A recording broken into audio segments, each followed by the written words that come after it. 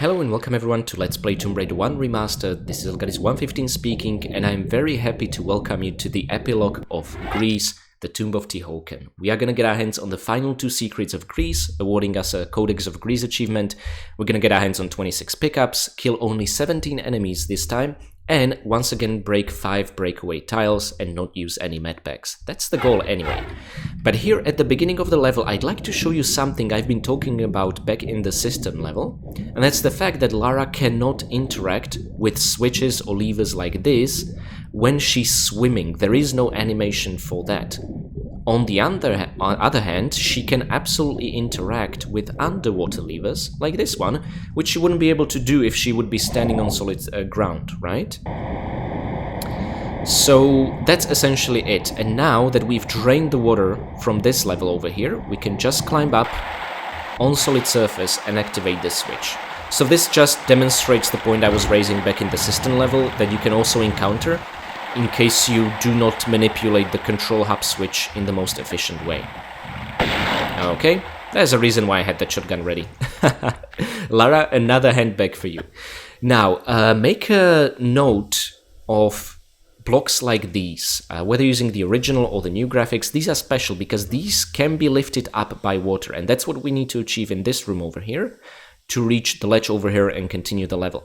However, this room I think is a perfect example of the developers themselves not yet really being masters of playing the game back when they were just designing these Greek levels in 95-96.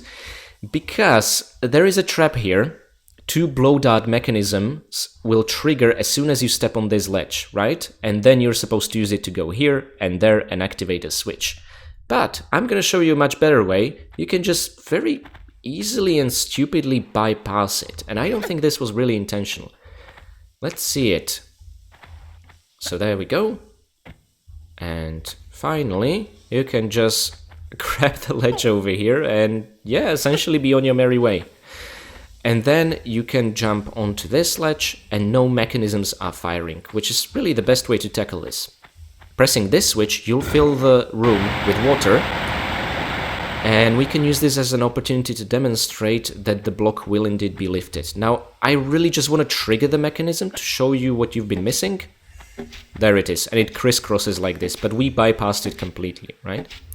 And the block has now been lifted by the volume of water, right? Revealing also a tunnel with a small medpack. It's not a secret, but it's a nice reward for deciding to explore it underwater. I like that a lot. Now let's climb it and continue the level into a tunnel that is very reminiscent of the very beginning of the level.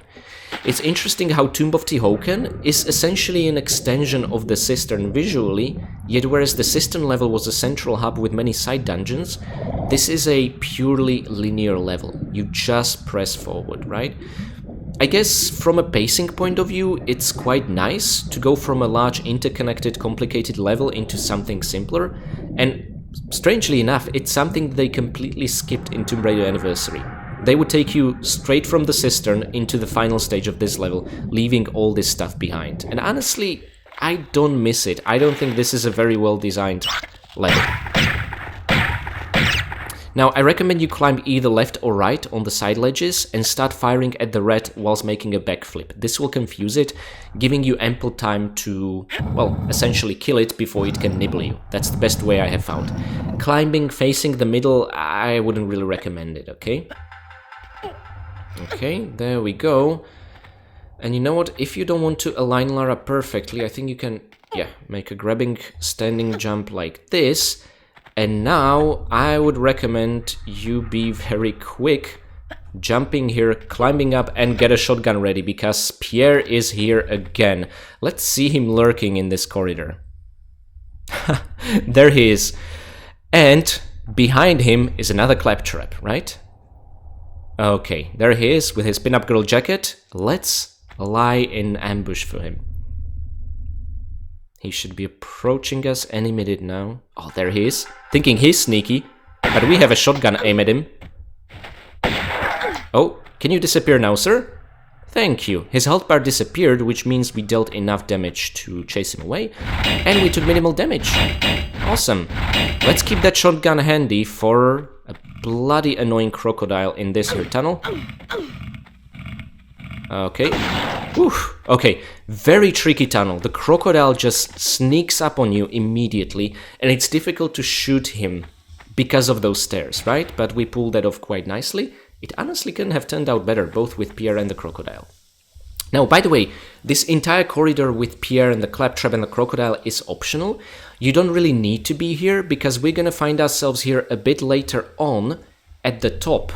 And from the top, we'll press a switch to flood this entire room with water, which will allow us to swim up to this ledge here with a rat that lies in wait and continue the level. And you will also be able to pick up these goodies when this place will be flooded by water. However, there is one thing you cannot do when it's flooded by water, and that is step on 4 pressure pads that are spread across this room, which will actually reveal this level's secret, the first one. And there we go.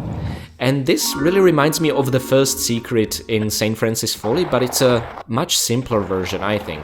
You can essentially just do a series of jumps like that. So again, it's really a much easier version of what we've been through in the first secret of St. Francis Folly. So that's 5 pickups overall for this entire room. Incredibly generous, and I think it's worth tangling with Pierre, don't you think? Now, let's just make sure we make it out alive and not get chewed and spit out by this claptrap over here. Oh, sorry, around the corner. Please make me so nervous. Lara's boobs are so big, I'm worried that the claptrap's just gonna cut them off or something like that. Okay. It's not your fault, Lara, I know, but it's just something we need to be very mindful of.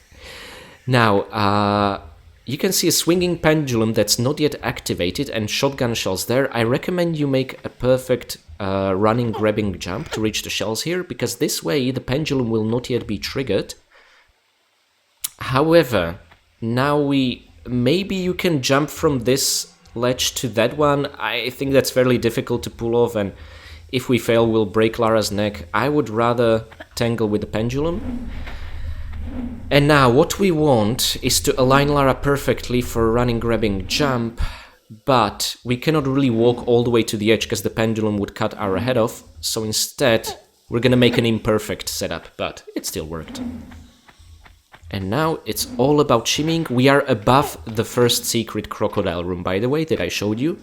So now we're gonna shimmy to the right and activate a switch that will flood this entire room. Okay. So again, this is a notorious level because it's been completely cut by Tomb Raider Anniversary. They just went straight from Cistern into the final area of the level. I welcome that change because I do not enjoy Tomb of Tihocan. I had a blast with Cistern, and this is just a more washed out version of that. I'm not a big fan. Okay.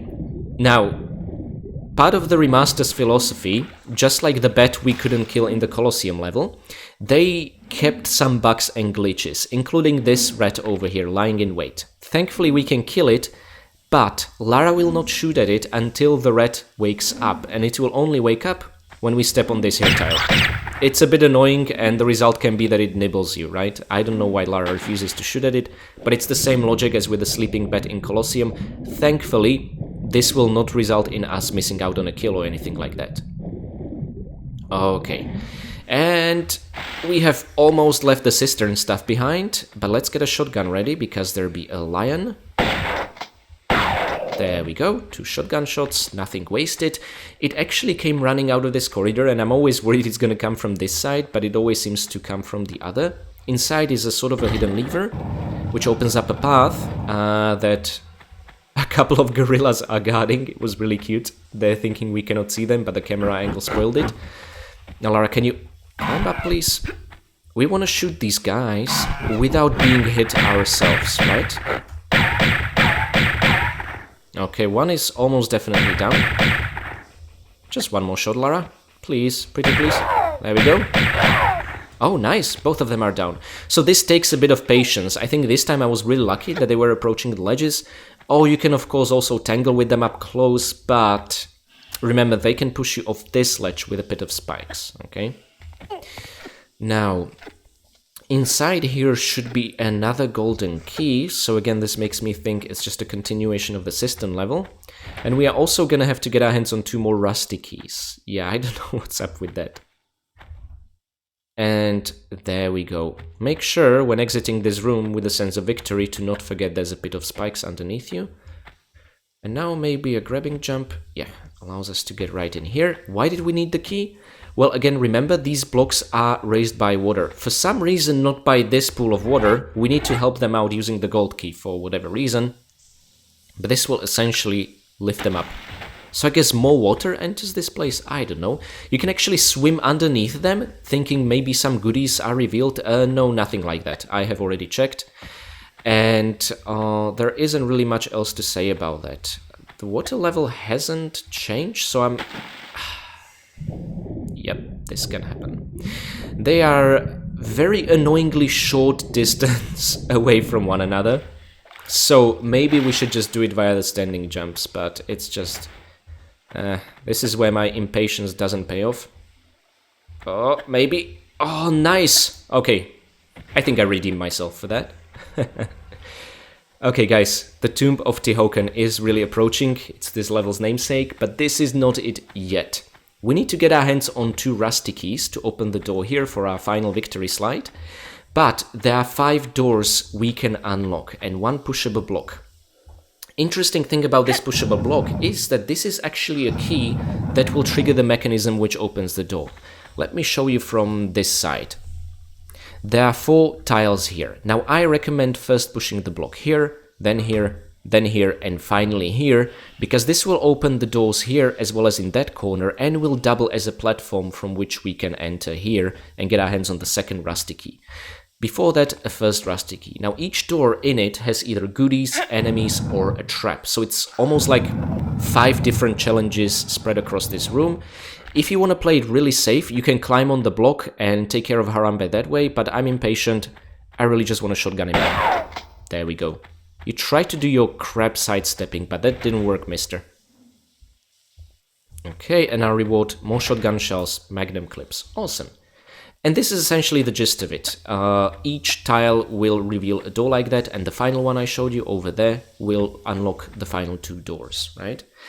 When it comes to the gorillas, I'm not particularly worried. I'm not gonna jump on the block or anything like that, but one of those doors will actually reveal 4 rats very close to us. That's when I'll jump onto the block and shoot them from safety.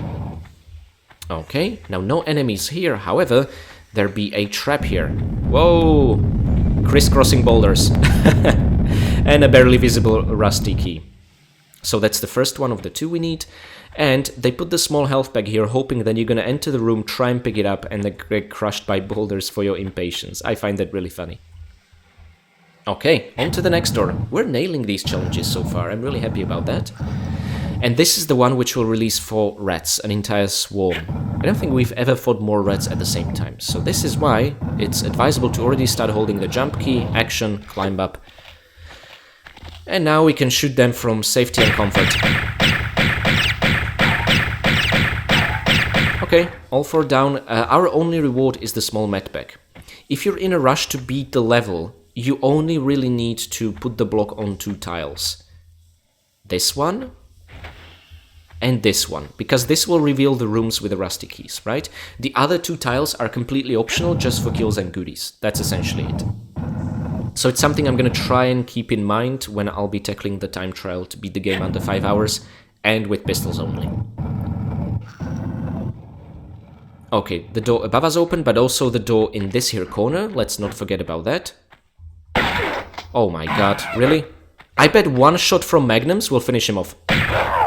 See what I said? We were so close to killing him. Anyway, we did not get hurt, and that's all that matters. And our reward will be shotgun shells. Okay, so this makes me appreciate how well things turned out for us back in Pelos Midas, because we've been, with the exception of a single gorilla, we've been shotgunning Harambe left and right with 1 shotting. That was brilliant. Okay, that wasn't perfect timing, but we made it alive. We just need to make it back across as well. Mind the barely visible rusty key here. See, you can see it in the original graphics. Some people have reported them being invisible. Let me maybe just show you. See? They are here, but so difficult to see. This was perhaps an unforeseen circumstance of the way they remastered it to look. Okay, so some visual touch-up I think would be very appreciated for new players who are playing it in remastered graphics. And that's it. We've beat all the challenges, got our hands on all the goodies here and all the kills. I am still not gonna save. I'm gonna make 2 saves in this level, the level end save, and 1 strategic save for an achievement and a unique death. But we'll get to that in a short while. When we unlock this door, we are gonna start a very cinematic slide. Unfortunately, I'm gonna have to interrupt the cinematic angle to show you there's a secret to the left. Press look to interrupt it, now jump left. You don't need to interrupt it with look, I just want to show you what is it we're after. Because here are 5 breakaway tiles, again testing your mastery of standing jumps. And if you pull this off, you'll be awarded with ammunition. Yay! And an achievement apparently, because this is the final level, the final secret of Greece. So I think this is the 5th time in the game we found Uzi clips, which is why we have 10. And we are essentially across halfway through the game, right? Only 5 pairs of Uzi clips. Don't worry, it is gonna get ridiculously more generous with those. And now let's make a swan dive. Yay! I could have timed it better because we clipped through that phase. Oh, how is that fair? Come on. We couldn't swim any other way. I'm gonna get you, Mr. Croc. Okay, that's a crocodile dealt with. Now you can continue further down into the cavern, but you'd be making a mistake missing out on the cavern here, because there is one, amongst this confusing rubble, one very oddly placed lever, which is gonna give us an access to another underwater cavern, which is gonna finally give us access to the Tomb of Tihocan itself. You'll soon see what I mean. Here, just among complete rubble, there's a switch. Doesn't make much sense, but there you have it. Underwater cavern open. Let's make it down to the pool of water.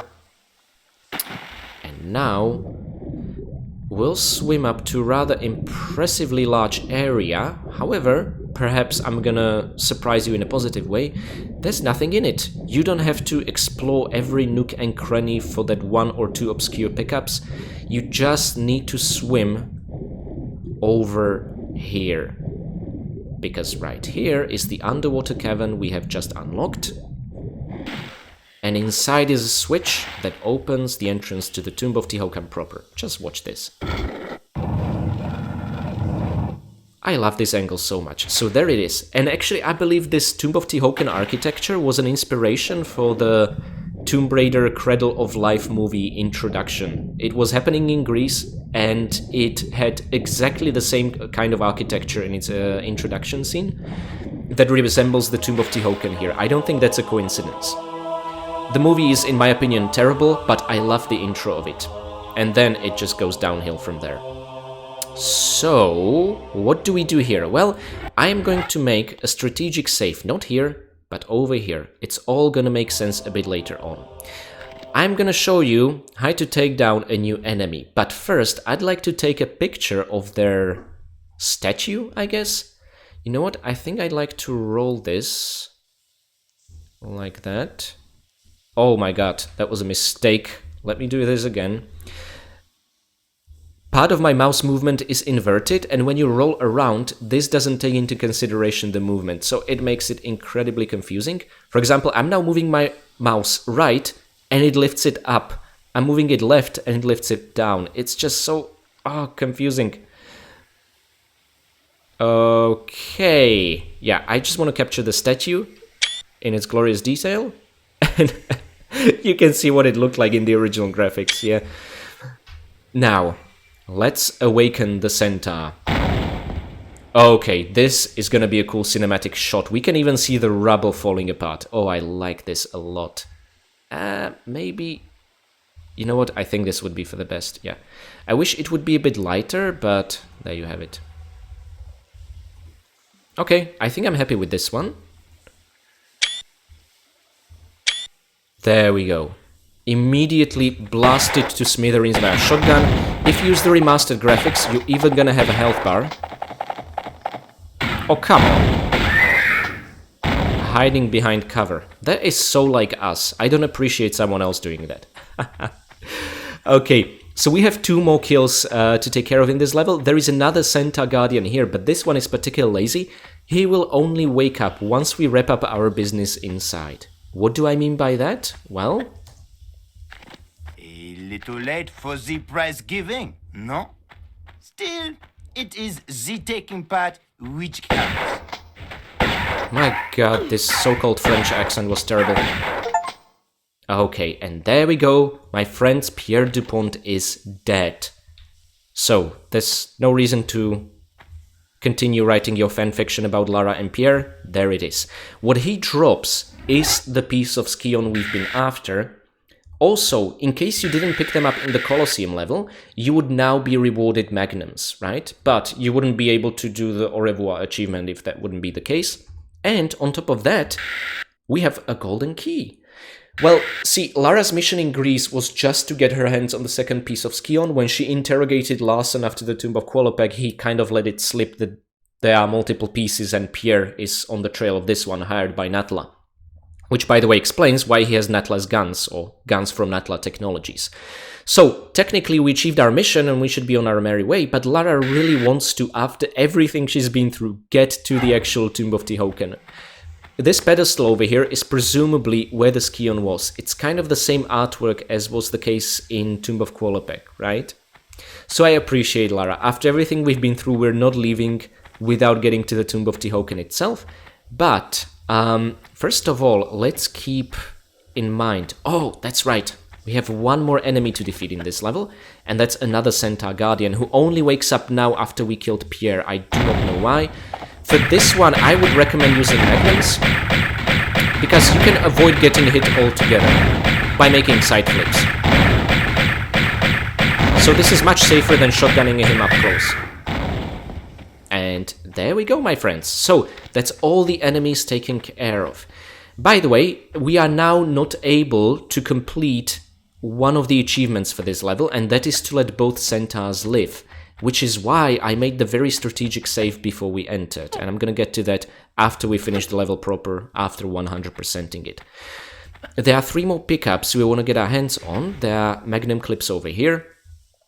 If you're somehow not possessing enough magnums ammunition, you should absolutely pick them up before tackling the second centaur, if you're interested in killing all the enemies. And another pair of clips over here. And you might be wondering, well, there's the door, we have a golden key, where the hell is the keyhole? It's, for some reason, on the opposite side of the room, over there. It's a bit tricky like that. But also, let's get our hands on the large medbag over here. There we go. And unlock the door to the Tomb of Tihocan itself. There's one cool thing I'm gonna show you before we end the level by entering the door. That's the fact that there is one square before what triggers the level exit, from which you can take the photo mode and check the room out yourself. And this is the square I'm talking about. So now we can take a look inside, well, not really inside the sarcophagus, just on top of it. It has the same tile texture that we've been pushing the block onto. I'm not sure if these letters mean something. Guys, if any of you can tell me what this means, I would really appreciate that. What I'm more interested in is the mural over here. And you know what? Just like the Pelas Midas instructions about the 3 golden bars, I think I'm gonna take a picture of it in the original graphics and the remastered graphics. It's just cute that way. And also, let's check if we have everything. Wonderful. So I'm gonna make a very satisfying save here. Here, we still want to leave this save slot for later use. And let's take a look at what Lara has to say about this. Here lies Tihocan, one of the 2 just rulers of Atlantis, who even after the curse of the continent had tried to keep rule here in these barren other lands. He died without child, and his knowledge has no heritage. Look over us kindly, Tihocan.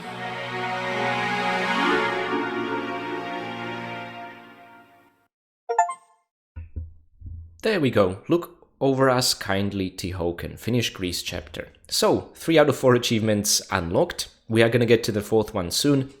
We have found both secrets, all secrets in Greece, we have found all 26 goodies, and we have killed all 17 possible enemies. That essentially means after you defeat Pierre, you need to go back in front of the entrance to the Tomb of Tihocan to not miss out on the second centaur. And we also managed to do this rather stylishly, dare I say. taking minimum damage and not using any med packs. I'm very happy with how this level turned out. And guys, if you're interested in unlocking one extra death for the deadline achievement, and also if you're interested on the Tales of Greece achievement, stick around because I'm going to show you how to get both of them. If you're not interested in that, then I'm going to see you next time in the city of Kamun, the first Egyptian level, and that's where I'm also going to show you the FMV that takes Lara to Egypt, because I find it more appropriate. So, thank you for your patience, and I'll see you in a sec. We find ourselves back in the main menu. In case you're interested on the Tales of Greece achievement, please keep in mind the save we made before entering the Tomb of Tihocan and awakening the Centaur, because the achievement for some unknown reason asks us to let the centaurs live. You want to know the really strange thing? You don't even need to awaken the second centaur. All it takes is to ignore the guy on the left who wakes up, enter the temple, and defeat Pierre, unlock the door, and be on your merry way. That's the achievement. No? I mean, okay. Still, it is the taking part which counts. By the way, I like the writing here, the taking part which counts, which doubles as being condescending to Lara, you know, when you're attending a sports competition. It doesn't matter if you win or lose, it's the taking part. But what he really means, it's taking the part of the skion. So, very clever writing, I like it a lot. I think this is a credit that goes to Vicky Arnold, who wrote the characters for the game, and Lara herself, including her backstory, which I showed in my Lara's home video. Now, that's essentially it. The achievement asks you to ignore the danger and just be a go-getter, I guess. So let's unlock it. Yeah, And there it is. Oh, sorry, it's called On Incredible Tales. Let Centaurs Live in Greece. See, that's the thing, you don't even need to awaken the second one. I don't get this. Who came up with this achievement? Why didn't they make an achievement to wake up both centaurs and fight them both at the same time? You know, maybe mimicking the boss fight from Tomb Raider Anniversary. Wouldn't that make for a better achievement? But there you have it, it is unlocked, and there is one more death we can unlock here.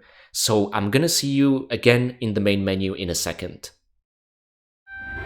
Okay, and we are gonna have one more use for our save file over here, and that is to die. Yep. Here's the thing. There are 3 ways a centaur can kill you. One is to shoot you with the fireball projectiles they're firing at Lara. Another is to trample you with their front hooves, kind of in a similar stance that the statue is in right now. And another is you killing it and its body chunks exploding and landing the killing blow onto you. So, I'm gonna make a long story short. If you let the centaur shoot you to death, you don't need to worry about the others because those do not count. So now... Okay, not gonna lie, this was pretty hilarious. That's it. Our kill count has increased from 25 to 26. And I have tested this on PS5, where it also shows the exact number count increasing or not increasing. And being trampled to death by the centaur on top of it does not count. Being killed by its flying body chunks when you land the killing blow also will not increase our deaths count, okay? Now, that doesn't mean that those deaths are not legit. Maybe if you were first to encounter them, your deaths count would also increase. But out of the 3, being shot by a fireball is the easiest one, and when you get it, you cannot get another ones, right? So this is the most convenient way to raise your deaths count to 26, and that's it. So, hopefully this was fun, entertaining. Oh, and just like I mentioned in my previous video, this is still very fresh, new and exciting for me. I have opened up a Patreon. In case you guys found this video useful, you can absolutely support me on Patreon. Mind you, none of my videos are monetized in any way. I am not earning any ad revenue. The last thing I want is for you guys to be interrupted by ads or anything like that. This is not a job for me. I am not doing this for money. This is a hobby I'm very passionate about. But supporting me via a Patreon will mean I will be able to afford, literally afford, to spend more time on these videos, and you will see them more often with a higher quality. That's it. Even you just watching supports me greatly and helps, and it's kind of the reason why I'm doing this in the first place. So I will end up making videos regardless, but if you'll show support, you will see them more often. That's essentially it. Phew. Self-promotion is a weird feeling. Anyway, thank you so much for sticking around, and I'll see you next time in Egypt, in the city of Kamun. But not before thanking my first ever patron, Blank Pupil. Thank you so much for being my Winston and bringing me a delicious cup of tea. This will definitely help keep our energy levels high for the upcoming Egyptian expedition.